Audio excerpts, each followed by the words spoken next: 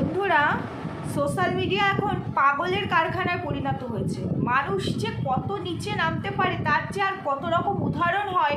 Social media না থাকলে সত্যি আমরা অনেক কিছু জানতেই পারতাম না, মানুষের চরিত্র সম্পর্কে আমরা রিয়েলি জানতে পারতাম না। আজকে দেখো, কণিকার ননদ মানে শোনা আর কি, ও যে অ্যাকচুয়ালি যে ওর মেন্টালি প্রবলেম আছে সেটা তো জানতামই, মানে বোঝাই যাচ্ছিল, কিন্তু এখন আরও বেশি ভালো করে বোঝা যাচ্ছে। আজকে নিশ্চয়ই তোমরা সবাই ভিডিও দেখে নিয়েছো, কণিকার চ্যানেলের ভিডিও দেখেছো এবং ওর ননদের চ্যানেলের ভিডিও দেখেছো। দুটো ভিডিও দেখে তোমাদের কি মনে হয়েছে? পার্ট 1 কণিকার চ্যানেলে, পার্ট 2 ওর ননদের চ্যানেলে, সেটাই তো মনে হচ্ছে। তোমরা প্রচুর সংখ্যক কমেন্টসও সেটাই করেছো, তাই না? আজকে তোমরা একটা জিনিস দেখো, হ্যাঁ কথায় আছে না, পাগলে কিনা বলে ছাগলে কিনা খায়, একদম সত্যি কথা। যে মেয়ে নিজের বাপের বাড়ির সম্পত্তির ভাগ পাওয়ার জন্য, যার ভাই শারীরিকভাবে অক্ষম, যে ভাইটিকে তার ভাইয়ের বউ এতদিন পর্যন্ত তার সেবা শুশ্রূষা সমস্ত দায়িত্ব শুধু মানে সশরীরে খেটে যে দায়িত্ব পালন করেছে সেটা নয়, তার যে ট্রিটমেন্ট, তার যে একটা অ্যামাউন্ট ট্রিটমেন্টের পেছনে খরচ করা, সেই সমস্তটা অ্যারেঞ্জ করা থেকে, সংসার চালানো থেকে, বাড়িটাকে ঠিকঠাক করা থেকে, সবটা কিন্তু এই ভাইয়ের বউ করেছে। তারপর আজকে দেখো, সেই ননদটি যে নিজের সংসার ছেড়ে দিয়ে চলে এসেছে, যে কিনা নিজের স্বামীর সঙ্গে একবারের জন্য হলেও ফাইট করতে পারলো না যে আমাকে আমার অধিকার বুঝিয়ে দিতে হবে। আমি কেন বেরিয়ে যাব আমার নিজের বাড়ি থেকে, যেখানে আমি এতগুলো বছর সংসার করলাম, আমার সন্তান আছে, সেখানে আমি সেই বাড়ি থেকে বেরিয়ে যাব। অথচ বাপের বাড়ি, যেটা কিনা মেয়েদের, বলতে পারো মেয়েদের তো নিজস্ব কোনো বাড়ি হয় না, কিন্তু তারপরও বিয়ের পরে মেয়েদের বাপের বাড়িতে সেরকম কোনো অধিকার থাকে না। হ্যাঁ, এখন অবশ্যই ছেলে মেয়ে ইকুয়াল, ছেলে মেয়ের সমান অধিকার আছে, সেটা দেখো ম্যান টু ম্যান ভ্যারি করে। সবাই কিন্তু সেই অধিকার নিতে চায় না, সব মেয়েরা চায় না। আবার যদি আমার বাবার অনেক আছে, অঢেল আছে, সেখান থেকে আমি নিতে পারি, কিন্তু আমার বাবার লিমিটেড আছে, তাহলে সেটা তো আমার ভাইয়ের জন্যই থাকবে, তাই না? সেটা তো আমার ভাইয়ের। সেখানে ভাই যেখানে শারীরিক দিক থেকে সক্ষম নয়, তাহলে তারপরেও ঠিক আছে, ডিমান্ড করতে পারি আমি আমার বাবা বা মায়ের কাছে। ভাই কিন্তু এর জন্য কোথাও কোনো লয়ে নেই যে আমি ম্যারিড হয়ে আমি শ্বশুরবাড়ি থেকে যখন চলে আসি, আমি সংসার করতে পারি না বলে তারপরে আমি ভাইয়ের ওপরে বোঝা হয়ে থাকতে পারি, কিংবা ভাইয়ের কাছ থেকে আমি তার প্রপার্টির ভাগ চাইতে পারি, টাকা চাইতে পারি। এটা কোনো লয়ে নেই, আছে কি? কোনো লয়ে নেই। হ্যাঁ, আজকে ভাই যদি পারে, ভাইয়ের যদি ক্ষমতা থাকে, ভাই দিদির জন্য কিছু করে দিতে পারে বা বোনের জন্য কিছু করে দিতে পারে বা সারা জীবন দেখতে পারে, সেটা আলাদা বিষয়। সেটা ভাই বোনের নিজস্ব পার্সোনাল চয়েস কিংবা তাদের মধ্যেকার বন্ডিং, ভালোবাসা, এগুলো থেকে। কিন্তু এই যে উজ্জ্বল আর এই যে ওর যে দিদি, এদের বন্ডিং দেখে তো বোঝাই যাচ্ছে যে দিদিটা কী ধরনের ধুরন্ধর। প্রথমত, দ্বিতীয়ত ওদের বন্ডিংই ভালো না। যেটা দেখাচ্ছিল সেটা পুরোটাই ফেক ছিল, যে এই সেই। অ্যাকচুয়ালি সময় যখন আসে তখন সমস্তটাই সামনে প্রকাশ পায়, তাই না? আর আজকে তোমরা একটা জিনিস দেখো, যে মেয়ে নিজের স্বামী, যেটা আমাদের নিজস্ব অধিকার, যেখানে আমরা বিয়ে হয়ে যায় হাত ধরে এসে এতগুলো বছর, যে সংসারে আমাদের কন্ট্রিবিউশন, যেখানে আমরা সবটা দিলাম, তার সন্তানের মা হলাম, সেই সংসার আমি ছেড়ে চলে আসলাম। আমার এত ইগো, আমার এত সেন্টিমেন্ট, আমার এত সেলফ রেসপেক্ট, যে আমি সেই মানুষটির সঙ্গে থাকবো না, সে আমায় অপমান করেছে। অথচ আমার ভাই শারীরিক দিক থেকে অক্ষম, তাকে আমি প্রেশার দিচ্ছি, তোর আমাকে দেখতে হবে, তোর বাড়ির ভাগ আমাকে দিতে হবে, তোর বাড়ি না হোক, মায়ের বাড়িরই হোক, কিন্তু তার অংশীদার তো ভাই, তো সেই বাড়ির ভাগ আমায় দিতে হবে, টাকা দিতে হবে, খাওয়াতে হবে, পড়াতে হবে। এতটা অডাসিটি এই যুগে দাঁড়িয়ে, এই ধরনের অডাসিটি কি কেউ মানে?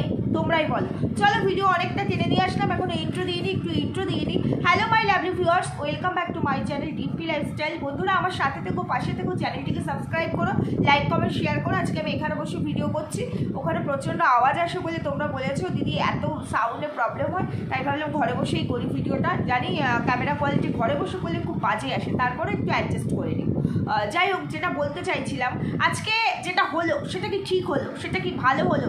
আজকে কণিকার যে রূপটা দেখতে পেলাম, কণিকার যে রূপটা দেখো, কেউ খারাপ হলে আমাকেও খারাপ হতে হবে এর কোনো মানে নেই। যদি কোনো মানুষ খারাপ হয়, সে যদি আমাকে একটা চর মারে, আমিও যদি উল্টো তাকে একটা চর মারি, তাহলে তার আর আমার মধ্যে ডিফারেন্স কোথায়? তাহলে আমি বিচার কেন চাইব? আমি তো আমারটা বুঝেই নিলাম, সে চর মারলে তার পরিপ্রেক্ষিতে আমিও চর মারলাম। কণিকা আজকে ঠিক একই কাজ করলো। তার ননদের যে রূপটা সেখানে তুলে দিতে চেয়েছিল, যে তার ননদ তাদের মানে তার লাইফটাকে, তার হাজব্যান্ড, তার মেয়ের লাইফটাকে হেল্প করে দিচ্ছে, ননদ আর শাশুড়ি মিলে কতটা টর্চার করছে, সম্পত্তির ভাগ চাইছে, 5 লাখ টাকা তার কাছে ডিমান্ড করছে, যেটা সে বারবার বলে গেছে। তারপরে আজকে যেটা দেখলাম, তারপরে কি এরা কতটা ডেসপারেট, একদম ক্যামেরা অন করে মানুষ নিজেদের কিছু জিনিস আছে, হ্যাঁ আমরা ডেইলি ব্লগার, আমাদের জীবনে দৈনন্দিন জীবনে যেটাই ঘটুক আমরা বলবো, কিন্তু তার মধ্যে তো একটা লিমিট আছে। আজকে আমার সংসারের মধ্যে এরকম জিনিস হচ্ছে, কণিকা আজকে ওর ননদের শাড়ি ব্যাগপত্র নিয়ে ধরে বাইরে ছুঁড়ে ফেলে দিচ্ছে, সেটাও নাকি অন ক্যামেরা এখানে তুলে ধরতে হবে, কনভারসেশনটা তুলে ধরা যায়। যেই কাজটা একদম লজ্জাজনক একটা কাজ, নোংরা একটা কাজ, তাহলে তো আমি বলবো দুজনেই একই মেন্টালিটি, দুজনেই একই জায়গা থেকে বিলং করে। ওর ননদও যেই জায়গা থেকে বিলং করে, কণিকাও সেই জায়গা থেকে বিলং করে। আজকে কণিকা একটা প্ল্যাটফর্ম পেয়েছে, তাই জন্য ও আজকে সেলফ ডিপেন্ডেন্স, ওর আজকে ক্ষমতা আছে, তাই হয়তো ও এইটুকু। আজকে যদি ওর সেই ক্ষমতা না থাকতো, ও যদি ওর ননদের জায়গায় থাকতো, ও সেম ননদের মতো একই কাজ করতো। দুজনেই সেম ক্যাটাগরি, আমি তো তাই বলি। কোথাও গিয়ে এদের দুজনের মধ্যে কোনো ডিফারেন্স নেই। যেখানে কণিকা বারবার বলার চেষ্টা করছে, তোমরা বলছো নাটক নাটক, এটা কোনোভাবেই নাটক নয়, এটা রিয়েল, আমাকে এইভাবে ওরা জ্বালাচ্ছে আর কি, আমার সংসারটা ধুলিস্যাৎ করে দিচ্ছে। তাহলে আজকে কণিকা যেটা করলো, সেটার পরে তোমরা কি বলবে? এটা কি ফেয়ার অ্যান্ড ওয়েল? এটা কি এক্সপেক্টেড কণিকার কাছ থেকে? আর একটা জিনিস আমি বুঝতে পারি না, কণিকা যেটাই হোক না কেন, যেটাই ঘটুক না কেন, সবটা অন ক্যামেরা, যেখানে ওর কাছে অপশান আছে, যেখানে বারবার ওকে সাজেস্ট করা হচ্ছে তুমি আইনের সাহায্য নাও, এরকম কোনো ল পৃথিবীর কোথাও, পৃথিবীর কিনা জানি না, তবে আমাদের কান্ট্রিতে এরকম কোনো ল নেই যে ভাইয়ের বউয়ের কাছে ননদ ডিমান্ড করতে পারে আমাকে খাওয়াতে পড়াতে হবে, আর আমাকে বাড়িঘর করার টাকা দিতে হবে, সম্পত্তির ভাগ দিতে হবে। ভাগটা আলাদা, মায়ের জায়গাটা যেহেতু মায়ের কাছে চাইতে পারে, কিন্তু ভাইয়ের বউ কারো খোরপোশের ঠিকাদারি নিয়ে রাখেনি যে ননদকে সারা জীবন বসিয়ে খাওয়াতে হবে। যেখানে তার হাজব্যান্ডই শারীরিক দিক থেকে সক্ষম নয়, যেখানে তার হাজব্যান্ডের পুরো দায়িত্ব বিয়ের দিন থেকে, ডে 1 থেকে তাকে নিতে হচ্ছে, হাজব্যান্ডের খাওয়া পড়া ট্রিটমেন্ট করা, তার সমস্ত A to Z, তার সন্তান এবং তার শাশুড়ি ছিল, তার দোকানটা যেহেতু এখন বন্ধ, তোমরা অনেকেই আমাকে কমেন্টস করেছিলে দোকান এখন আরও শাশুড়ি নেই, তো সবটা যখন তাকে ব্যালেন্স করতে হচ্ছে, সেখানে এসে উপরন্তু তার ননদ, ম্যারেড ননদ, সে কিন্তু কোনোভাবেই তার ভাইয়ের বউয়ের কাছে ডিমান্ড করতে পারে না। আজকে যদি ননদ ম্যারেড না হয়, আনম্যারেডও হতো, তাও ভাইয়ের বউয়ের কাছে অ্যাটলিস্ট ডিমান্ড করতে পারতো না? হ্যাঁ, ভাইয়ের কাছে কিছু ডিমান্ড সে রাখতেই পারতো, যদি তার ভাই সক্ষম হতো, যদি তার ভাই আর্ন করতো। তাহলে এখানে যখন তার কাছে, কণিকার কাছে অপশান আছে, কণিকা সেই অপশান, যেই অপশানে গেলে পরে আজকে এই প্রবলেম থেকে কণিকা নিজেদেরকে মুক্ত করতে পারবে, সলভ হয়ে যাবে যে এই প্রবলেমটা, সেই অপশানে ও না গিয়ে ও বারবার বিক্রি করার উদ্যত কেন হয়েছে? ও ননদ মেন্টালি ডিসব্যালেন্স, বোঝাই যায়। ও ননদ, তার আজকে সে সর্বহারা, তার স্বামী সংসার সব গেছে ভেসে, সে আজকে ভাইয়ের বাড়িতে মানে মায়ের কাছে এসে উঠে বসেছে। মায়ের তো নাম মাত্র, ভাইয়ের বউয়ের টাকাতেই সমস্তটা চলছে, তো সেখানে এসে উঠে বসেছে এবং জাকিয়ে বসেছে, তাকে তার ভাগ দিতে হবে। সে তার ভাগ না বুঝে এখান থেকে বেরোবে না, হয় তাকে বাড়ির ভাগ দাও, তার নাহলে তাকে বাড়িঘর করে দাও, তার জন্য টাকা দাও, তো তার দায়িত্ব তাদেরকে নিতে হবে। সে এইভাবে জাকিয়ে বসেছে, অথচ তার যে এই অ্যাগ্রেসিভনেস, তার যে জিনিসটা যে আমার বাপের বাড়িতে আমার অধিকার আছে, যেটা বলছে সে যে এই বাড়িটা কি তোমার একার নাকি, কণিকাকে যেটা বলছে এটা আমার বাপের বাড়ি, আমার অধিকার আছে, তাহলে স্বামীর বাড়িতে তো অধিকার তোমার আরো অনেক বেশি, সেখানে তো তোমাকে যেতে দেখছি না। আর কত বড় নাটক বা জেরা, আমি আজকে তোমাদের পুরো স্পষ্ট করে দেবো যে এটা কতটা নাটক চলছে, পুরোটাই স্ক্রিপ্টেড। আমি তোমাদের কাছে পুরো প্রুফ সহ স্পষ্ট করে দেবো।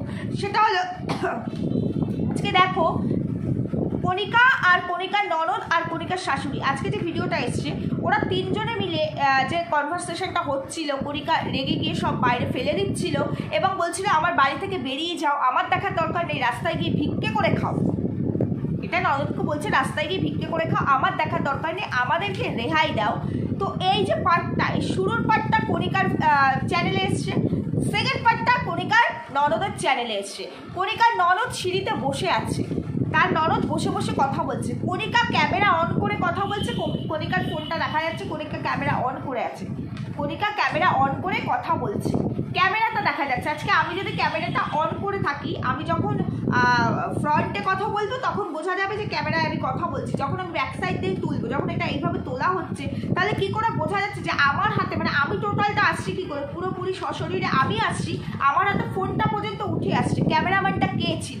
কে ক্যামেরা করছে মেনে নিলাম, কণিকার হয়ে ক্যামেরাম্যান হয়তো ছিল, হয়তো উজ্জ্বল কোনোভাবে ওপর থেকে ক্যামেরা করছে, বা ওর মেবাক যে কেউ ওখানে 3জন মানুষের বাইরে কেউ ছিল না, তাও মেনে নিলাম। কিন্তু কণিকার ননদের চ্যানেলে যে ভিডিওর পার্টটা এসেছে, ওই একই ঝগড়ার একই পার্টের একটা অংশ ওর ননদের চ্যানেলে এসছে, সেকেন্ড পার্টটা ওর ননদের চ্যানেলে এসছে। ওর ননদ তো ফোন হাতে নিয়ে ক্যামেরা করছে, দেখতে পাইনি আমরা, ননদ তো বসেছিল।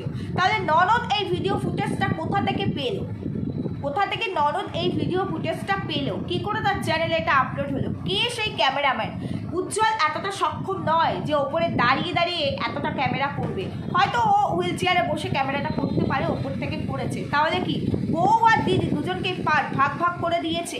তাহলে আর এদের মধ্যে মিসআন্ডারস্ট্যান্ডিং হোক, ঝগড়া হোক, কাদা ছেঁড়াছেড়ি হোক, যেটাই হোক না কেন, কেউ কাউকে সহ্য করতে পারছে না, কেউ কাউকে সহ্য করতে না পারলে একই ভিডিওর অংশ নিশ্চয়ই দুজনকে ডিভাইড করে দিত না?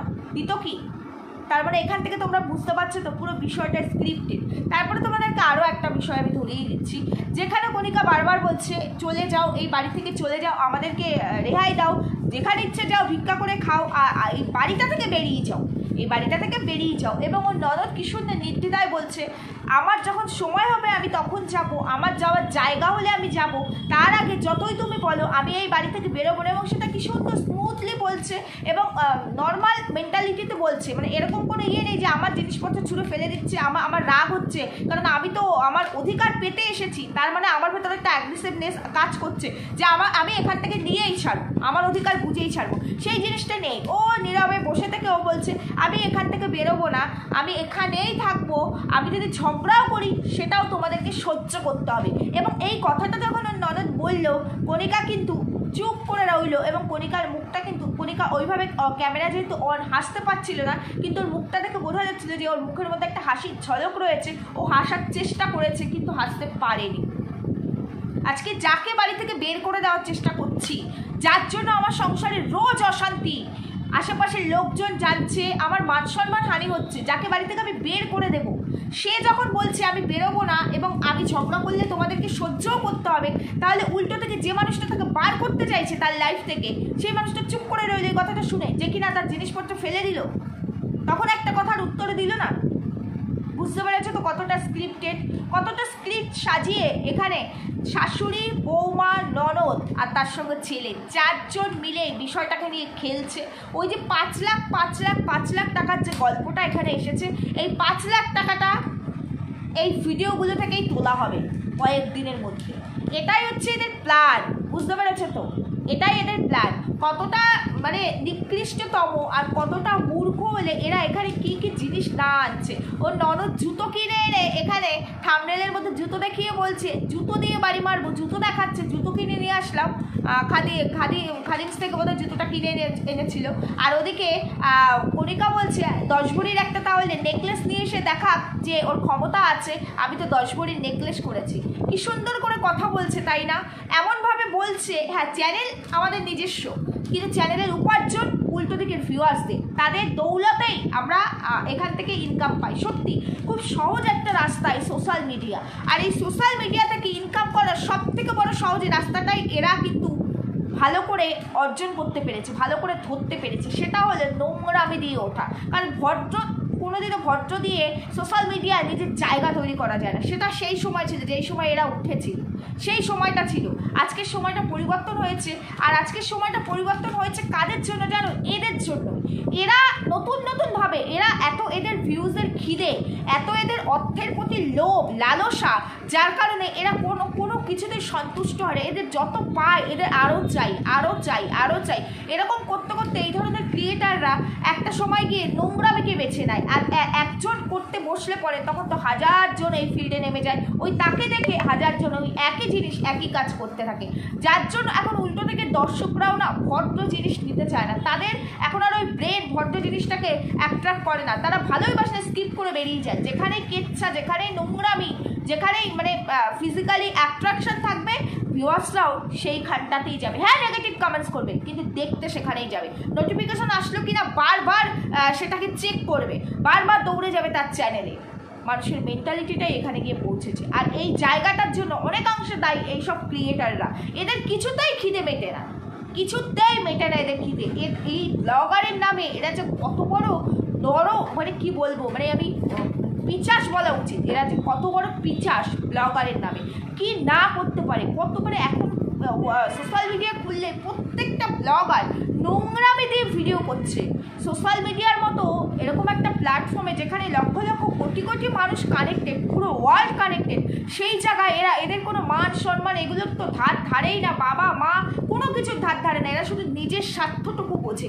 এতটাই স্বার্থপর হয়ে গেছে এরা, এতটাই স্বার্থপর, মানে পুরো যে স্ক্রিপ্টেড কণিকার এই বিষয়টা আজকে আরও ভালো করে এখানে স্পষ্ট হলো। পুরো স্ক্রিপ্টেড একটা জিনিসকে, সত্যি ভালো স্ক্রিপ্ট রাইটার এরা, তাই না? কিন্তু এত সুন্দর করে নাটক সাজিয়েও কোনো লাভ হচ্ছে না, আমাদের চোখে কিন্তু ফাঁকি দিতে পারছে না, আমাদের চোখে ধরা পড়েই যাচ্ছে। কতটা নোংরা মেন্টালিটির হলে বুঝতে পারছো, ফ্যামিলির কেচ্ছা তৈরি করে সেটাকে এইভাবে অন ক্যামেরায় পাবলিক করে শুধুমাত্র পয়সার জন্য। আর যদি এটা রিয়েলও হয়ে থাকতো তাহলে কি পারতো এইভাবে সোশ্যাল করতে, পারতো নিজেদের সম্মানকে ধূলিসাৎ করতে? আর শুধুমাত্র মানে কন্টেন্টের জন্য একটা শাড়ি আর একটা ব্যাগকে বাইরে ছুঁড়ে ফেলে দিল। ননদ এইটুকুই নিয়ে এসেছিল, ননদের আর কিছু নেই, ওইটুকু বাইরে ছুঁড়ে ফেলে দিল। আর সেই ছুঁড়ে ফেলে দেওয়াতে ননদ বাড়ির থেকে বেরিয়ে গেল, কই পারলো না তো ননদকে ধরে ঘরের বাইরে বার্তা করতে। এতে কি হলো? নিজের নিম্ন মানসিকতার পরিচয় দিল, নিজের রুচির, নিজের যে কত ছোট রুচি কণিকা সেটার পরিচয় দিল। ননদ তো নোংরা ছিলই, সেটা নিয়ে তো কথা বলছিলামই। আজকে তোমাকেও সেই একই জায়গায় নামতে হলো, তোমাকেও মানে ননদের থেকে একটু উঁচু স্থান দিতে পারলাম না তোমার এই অ্যাক্টিভিটিস দেখে। জানি এটা নাটক, তারপরেও বলবো নাটক করলেও তোমরা যে এতটা নোংরা অ্যাক্টিভিটিস তোমাদের। কারণ দেখো, সোশ্যাল ইনফ্লুয়েন্সার এরা সমাজকে কিছু দেওয়ার চেষ্টা করে, মানে সমাজ এদের থেকে কিছু দিতে চায়। আমরা কেন সোশ্যাল মিডিয়া এতটা কানেক্টেড? কারণ আমরা দৈনন্দিন জীবনে কিছু না কিছু শিখতে চাই, শেখার কোনো শেষ নেই। তো এখান থেকে আমরা কী শিখবো? নোংরামি শিখবো, কী করে পরকীয়া করতে হয় শিখবো, কী করে কাউকে ঠকাতে হয় শিখবো, কী করে সংসারের ভেতরে একটা অশান্তি হলে সেটাকে সোশ্যাল করতে হয়, আরও বেশি করে বাড়াতে হয় সেটা শিখবো। যেটা কিনা একটা সময় 4টে দেওয়ালের মধ্যে ছিল, এখন সেই 4টে দেওয়ালকে ভেদ করে গিয়ে পুরো ওয়ার্ল্ড বেস করে এটাকে মানে স্প্রেড করার চেষ্টা চলছে, স্প্রেড করা হচ্ছে। সেটাই শিখবে এখনকার সমাজ, এখনকার মানুষ, তাই না? এই জন্যই পরিস্থিতিটা এরকম। কদিন আগেই তো দেখতে পেয়েছো, বলাটা উচিত নয়, খারাপ লাগে, তারপরেও হাইকোর্টের রায়ে 26,000 মানে স্কুল টিচারের চাকরি চলে গেছে। এমনি কি আর হচ্ছে এগুলো? ক্যালকুলেশন সবাই আমরা জানি, কোনো জায়গায় আমরা মুখ খুলতে পারি না, সেটাই তো। এটাই হচ্ছে এখনকার দিনকালের পরিস্থিতি। এর জন্য কেউ দায়ী নয়, আমরা দায়ী। ওই যে আমি বলি না কথায় কথায়, আমরা পরিবর্তিত না হলে সমাজ কোনোদিনও পরিবর্তিত হবে না, একটু একটু করে আরও ধ্বংসের দিকে গিয়ে পৌঁছাবে। তো তার জলজান্ত উদাহরণ হচ্ছে এরা। শুরু হয়ে গেছে। সোশ্যাল মিডিয়াটা ছিল একটা ভালো জায়গা, মানুষ সারাদিনের ক্লান্তি দূর করতে আসতো। হ্যাঁ, এখন ক্লান্তি দূর করছে, অন্যের সংসারের অশান্তি দেখে বেশ মজা নিচ্ছে, এটাই চলছে। অশান্তি কিন্তু হচ্ছে না আদতে, শুধুমাত্র পয়সার জন্য নাটক করে অশান্তি তৈরি করে দেখানো হচ্ছে। ছি ছি ছি ছি, ধিক্কার জানাই এই সমস্ত ক্রিয়েটারদের, ধিক্কার জানাই। সহমত কিনা জানিও বন্ধুরা, আমি ঠিক বললাম না ভুল বললাম জানিও।